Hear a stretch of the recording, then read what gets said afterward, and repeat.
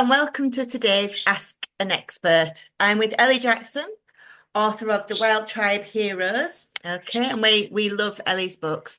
They're a big part of our MEE curriculum. We've got literacy interwoven through our documents because it's such an important part of what we do. So hello, Ellie. Hello, hi Hannah. Thanks so much for having me today. You're very welcome. So, um, would you like to start off and just let us know how you came to be writing about our wild tribe heroes? Absolutely. Yes, well, it started for me, and I tell this when I go into primary schools, it started for me right back when I was in primary school. And a love of nature, love of family holidays to the beach. We had this amazing kind of place that we went to every year, and we had the whole beach all to ourselves. So it was prime for adventure and exploration and fun.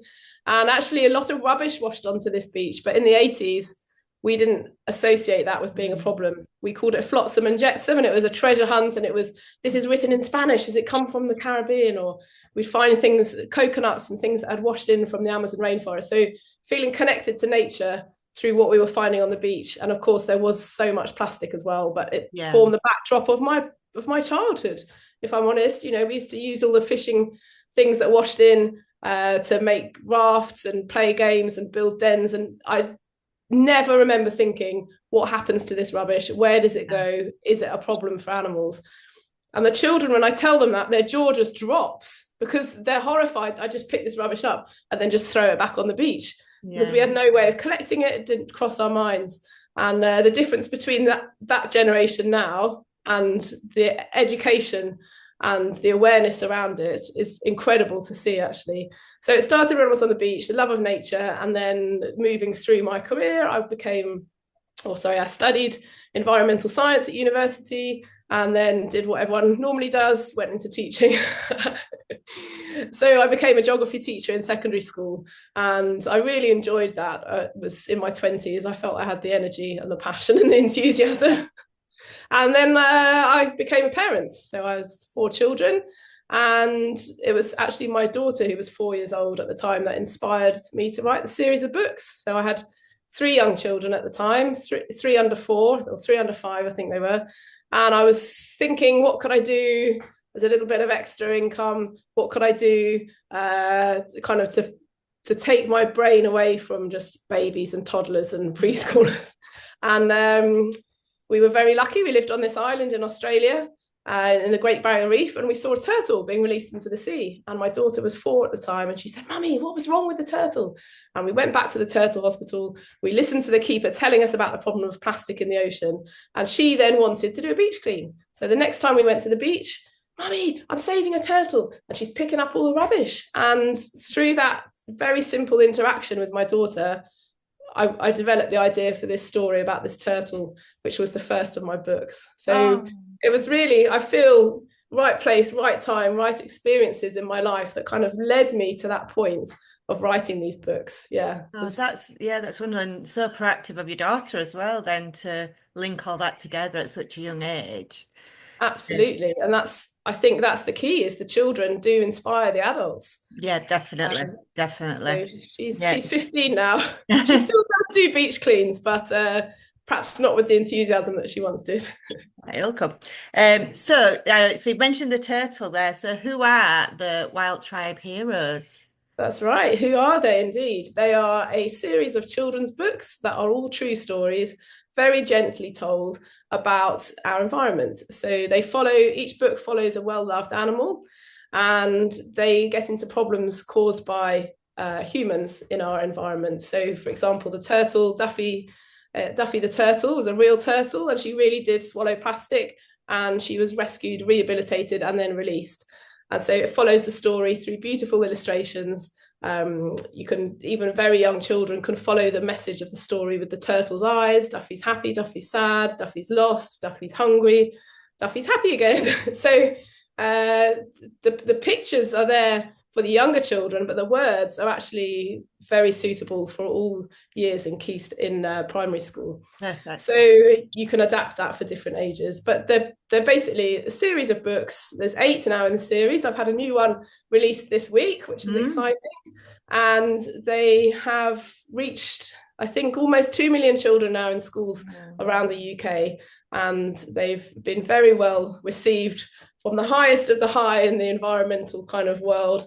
And uh, as a teacher with my background, it was really important to me that they're very accessible for teachers. So I made Yeah. sure that they've got fantastic curriculum maps and that teachers can use them in and out and drop in and out of whatever subject they're teaching. I've even got a turtle dance in there. So if you're doing dance and you want to do a turtle dance, it's there for you. Oh, that's perfect. Yeah, yeah, because like I was saying before, literacy and that oracy is such an important part of the curriculum. I know we have like repeated texts out for children, so that, they can access that with their peers. I mean, you've sort of talked about people sort of praising your books, what have children and other adults said about them? It's been really incredible. And obviously, it started with one book and then it grew into this whole series. Purely, I think, because I'd seen the reaction from the children. And I realized, hang on, these books are really good at what they do, which is teaching young children about the problems without upsetting or overwhelming them. We don't want them upset. We don't want them sad. We don't want them gloomy and anxious and worried for the future. We want them to take action. So Yeah. the books are kind of like a springboard into the issue. Let's do a beach clean, or let's do a litter pick. Why are we going to do that? Help save Duffy the turtle. And you've even got 3, 4, 5 year olds. Quick, save Duffy, and they're picking up the rubbish and they're racing around. I took 150 children down to a beach, some of whom had never seen a beach before, and all they wanted to do was find rubbish. They weren't interested in building a sandcastle or anything like that. They wanted to find the rubbish. Miss, is this rubbish? And they'd come up to me with a piece of seaweed, and I think, no, but keep trying. Yeah. Yeah, but that's So so proactive, isn't it? absolutely. So it's anything that you can think of in the sustainability kind of arena for children in schools and at home. So recycling, energy conservation, planting, growing. We've had letter campaigns, persuasive writing to local Yeah, businesses. brilliant. I went into a pub a few years ago now and asked them about plastic straws. I said, hello, can I talk to you about your plastic straws in your pub? And they said, let me stop you there.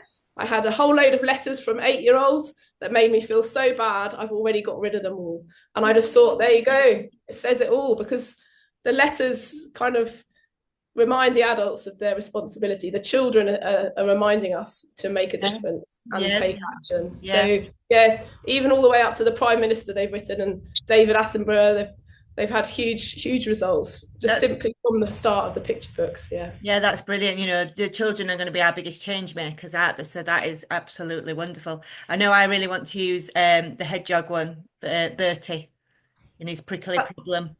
That's my newest one, and I just Yeah, thought, sometimes you go off. I've got polar bears and koalas, and I thought, let's bring it back to the UK, an animal that yeah, everybody knows and loves. And there's a huge litter problem; it hasn't gone away. I think after COVID, the environment maybe disappeared from people's radars for a while, but it's still all there, the problem. And when you see it in all its horror of all of this plastic, it still overwhelms, and yeah, we realize we need to do a difference. So I thought, let's go back to litter picking. Let's go back to yeah. what we can actually do as a first Yeah, and step. that's how I want to use it as well. And like all those key themes, they run through the ME curriculum as well. So you've just said you've got a new book out this week. Will there be more? Absolutely, yes. And I always ask the children which animals they'd like to see, and they do a vote on it. I go in to speak in front of hundreds of children a week. And at the moment, the two favourites are an otter story, river Mhm. pollution. I think that's a really hot topic at the moment, Yeah, unfortunately. So I'm thinking of doing something along those lines. And also a seal, marine disturbance, give our animals distance, keep our distance from them, don't go too close, particularly where I live down in Cornwall. Paddleboarders and kayakers going and visiting and looking at seals and scaring them off. So yeah, we need to be aware of that. So really, it's yeah, not about preaching the message; it's about the story, and then the children will remember that as they grow, and yeah, hopefully they'll teach their parents too. yeah. Well, it's that true story, isn't it? That's Yeah, that lovely message you're getting across. So my final question for you is, what advice would you give teachers, educators about using your book? I know you've said you've got those curriculum maps and plans.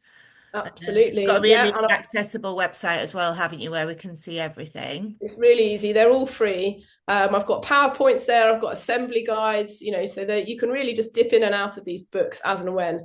I think it ranges in schools. Some schools go all out with a whole kind of term planned around sustainability, and they use the books as a focus, and each book for a different year group, and then they swap it all over. So you could go all out like that, but I actually think an easy way is just to dip in and out. So if you're teaching about something that's relevant, perhaps you're doing geography, and this is tied in with one of your topics, then you can just read the story, talk about it, and move on with your day. It doesn't have to be a great big thing. You'll find the children actually, oh, miss, can we go back to that book that you read? And they'll want to kind of lead where you go, if that's Yeah, a way of looking at yeah, it. child-led learning is, I'm early years, and I think that is so important. So I think that's Yeah. wonderful. Yeah, thank you. We had one year five teacher. She read the books to her class. She had 26 boys in her class out of Wow. 35, I think. So she was very boy heavy.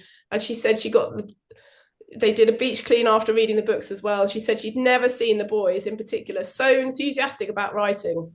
She said they just absolutely went for it and they were really involved. And she ended up spending far longer than she'd planned on it because they were so into it. Yeah, And so to me, that engaged. was a really high accolade. Yeah, that's I'd like to get wonderful. boys engaged in writing like this, and for them to feel they were making a difference. So I think, yeah, for teachers, don't be put off by some of these issues. Climate change, oh, I don't know much about it, or use the books as the entryway into the issues, and lots of ideas will come from that. Oh, that's brilliant. Thank you so much, Ellie. We'll put all your links on our social media and everything, and hopefully we'll work again with you like we did in EcoEd Cornwall. Brilliant. Thank you, and everyone needs to look out for the Wild Tribe books because they are wonderful. Thank you so much. Thank Thank you, Hannah. you. Cheers then. Bye. Thanks, bye.